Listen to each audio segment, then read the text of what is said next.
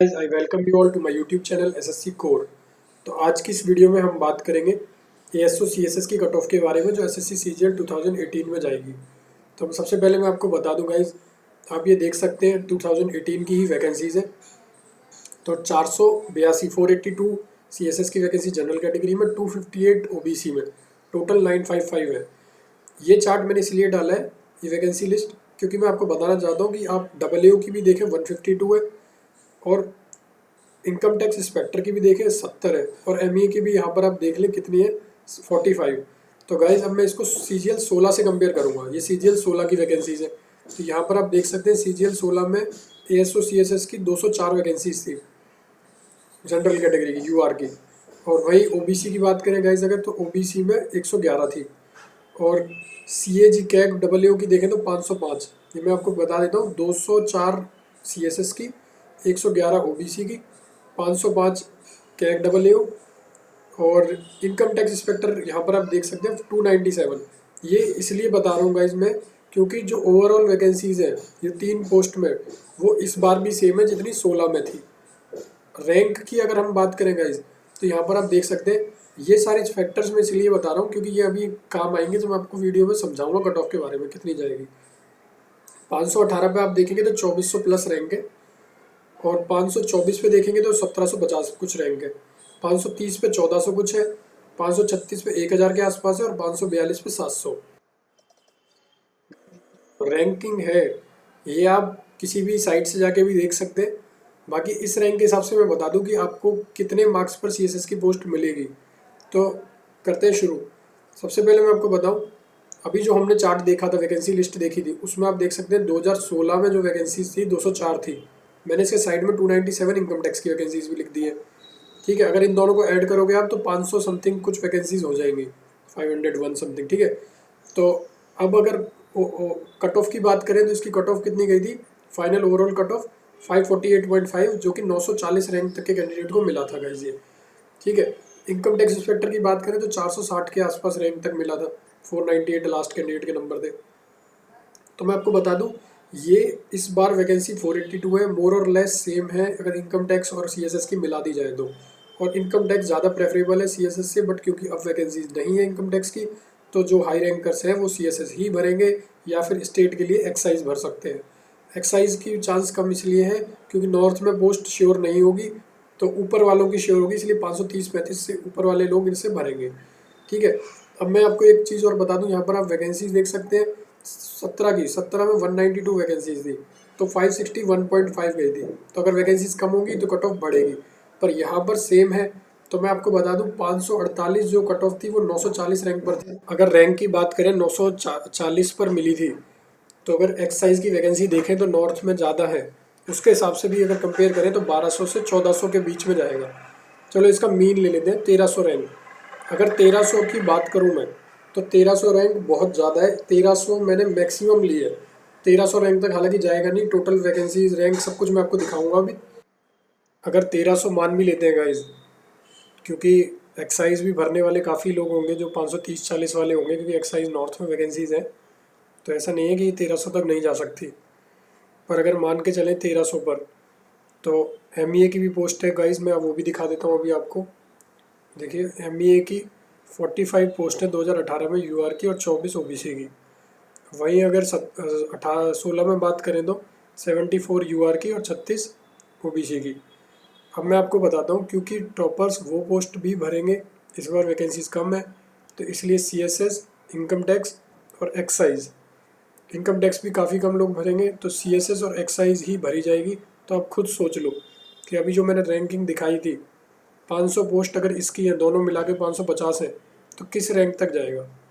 थोड़ी बहुत एमईए की भरी जाएंगी, बाकी यही एक्साइज और सीएसएस ही चलेगी।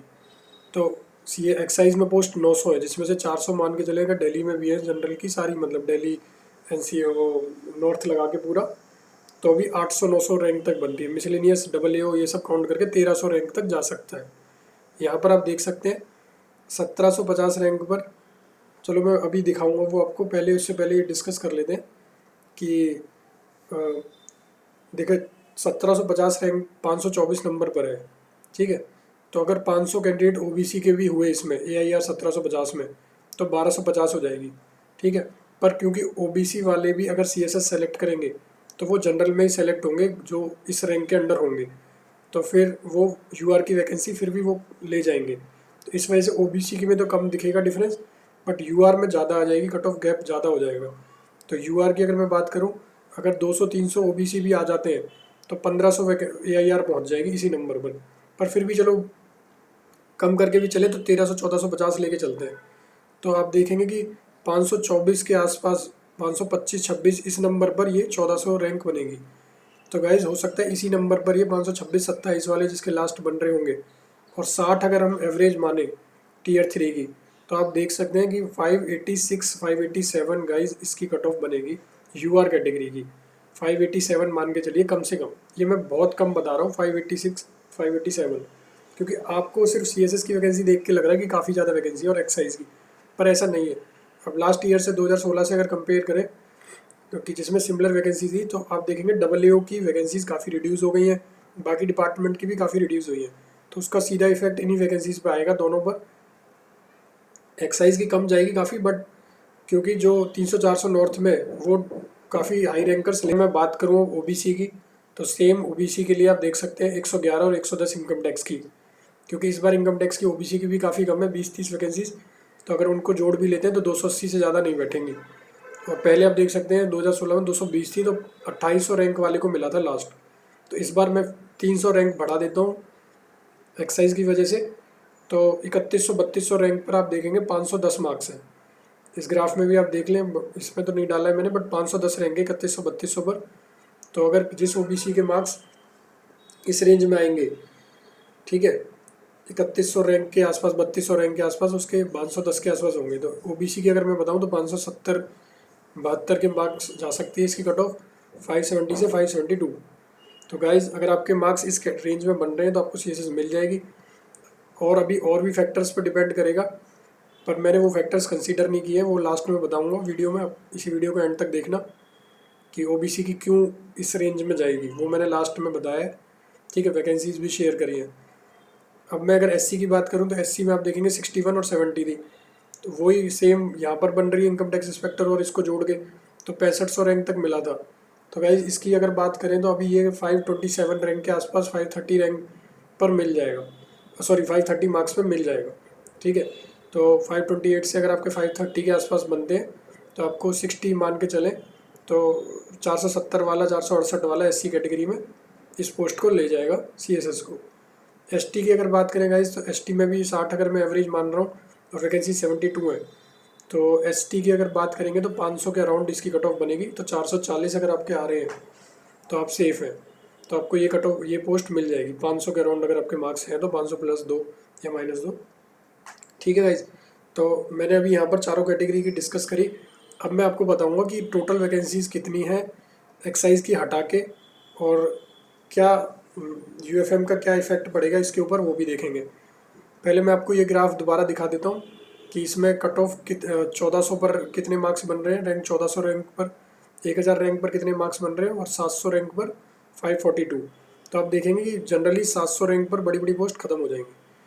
अब मैं अगर यूआर की बात करूँ, 4600, 4800, 4200 की जेएसओ हटा के सीजीएल 18 में, तो 1218 वैकेंसीज है गाइज, और एक्साइज की 904 है, जिसकी वजह से टोटल 2122 हो जाता है। और 510 पर 3100 रैंक है। तो आप देख सकते हैं 1000 इसमें ओबीसी के कैंडिडेट भी हो सकते हैं और ज़्यादा हो सकते हैं, बट क्योंकि वो यूआर पे सेलेक्ट हो जाएंगे इसलिए हम 1000 ही मान के चलते हैं। तो 510 प्लस वाले को कोई भी पोस्ट मिल सकती है, 4600-4200। उसकी मैं अलग डिटेल एनालिसिस करूँगा अगली वीडियो में। पहले अब देखेंगे, अगर 16 में बात करें इसी चीज़ की सेम, 16 में अगर देखेंगे तो 16 में आप देख लीजिए, 16 में भी इतनी वैकेंसी थी 1465, ज़्यादा वैकेंसीज थी उल्टा, पर 563 एक्साइज की थी, 400 का इफेक्ट वहाँ आया, तो टोटल ऑलमोस्ट सेम हो गई है, सिर्फ 100 वैकेंसीज का फ़र्क है। तो जो वहाँ पर गई है उसी रैंक पर अब मिलेगी। अगर यूएफएम होता है तो यूएफएम को गाइज हम कंसीडर नहीं कर रहे हैं, अभी पॉजिटिव रहते हैं, क्योंकि बहुत सारे कैंडिडेट ऐसे हैं जो कुछ ना कुछ गलतियाँ करके आए हैं। ओबीसी की अगर मैं बात करूँ तो ओबीसी में आप देखेंगे कि फाइनल वैकेंसीज 605 है, एक्साइज की 400 इस बार, तो 503 पर 1020 कुछ रैंक है तो ओबीसी की, तो 503 प्लस वाले को कोई ना कोई पोस्ट मिलेगी। अभी ये भी मैं डिटेल में शेयर करूँगा, आप चैनल को सब्सक्राइब कर दीजिए, वीडियो को लाइक कर दीजिए अगली वीडियो में। अब अगर मैं 16 की बात करूँ, 16 में आप देखेंगे 692 वैकेंसी थी, एक्साइज की 151 थी, तो थोड़ी कम हो गई थी 150-200 पोस्ट। ठीक है, इसकी सारी डिटेल एनालिसिस अगली वीडियो में करी जाएगी। गैस मैं आपको फिर से बता दूं, अगर आपने वीडियो को लाइक नहीं किया तो लाइक कर दीजिए, चैनल को सब्सक्राइब कर दीजिए। मैं कंप्लीट एनालिसिस के साथ आऊँगा अगली वीडियो में कि सबसे कम मार्क्स पर कितने मार्क्स पर आपको 4600-4200 पोस्ट मिल सकती है, यूआर कैटेगरी में, ओबीसी में, एससी में, एसटी में। Thank you.